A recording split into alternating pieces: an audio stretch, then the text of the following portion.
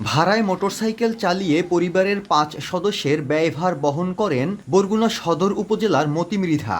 সম্প্রতি মধ্যপ্রাচ্য জুড়ে যুদ্ধের কারণে জ্বালানি তেলের সংকট তৈরি হওয়ায় বন্ধ ভাড়ায় চালিত মোটরসাইকেল।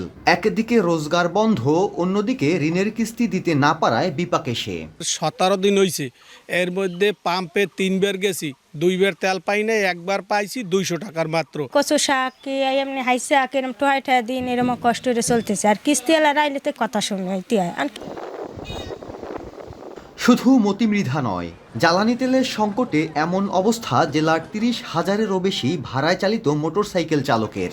৪ থেকে ৬ ঘন্টা পর্যন্ত লাইনে দাঁড়িয়ে অপেক্ষা করে ৩০০ থেকে ৫০০ টাকার পেট্রোল পাচ্ছেন তারা।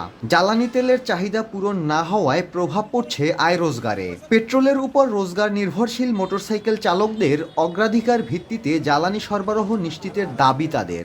হুড়োহুড়ি করে যে তৈলের পাম্পের কাছাকাছি যাই বলে তেল শেষ। মোটরসাইকেল আমরা না চালাইতে পারলে আমাদের তো সংসারের অবস্থা দুরবস্থা হয়ে পড়ে গেছে। তেল পাওয়া যাচ্ছে না, যার কারণে একটু ভাড়াটা বেশি হচ্ছে। ভাড়ায় চালিত মোটরসাইকেল চালকদের অগ্রাধিকার ভিত্তিতে জ্বালানি তেল সরবরাহের বিষয়টি বিবেচনা করে দেখা হবে বলে জানিয়েছে প্রশাসন। সুলভ মূল্যে এবং সরকার নির্ধারিত মূল্যে জ্বালানি তেল পেতে পারে সেটা আমরা ব্যবস্থা করেছি, এবং এক লোক একাধিকবার যাতে নির্দিষ্ট সময়ের মধ্যে সে একাধিকবার তেল ওঠাতে না পারে সেই ব্যবস্থা আমরা করেছি। জেলার ৬ উপজেলায় শতাধিক স্ট্যান্ডে ভাড়ায় চালিয়ে জীবিকা নির্বাহ করে মোটরসাইকেল চালকরা।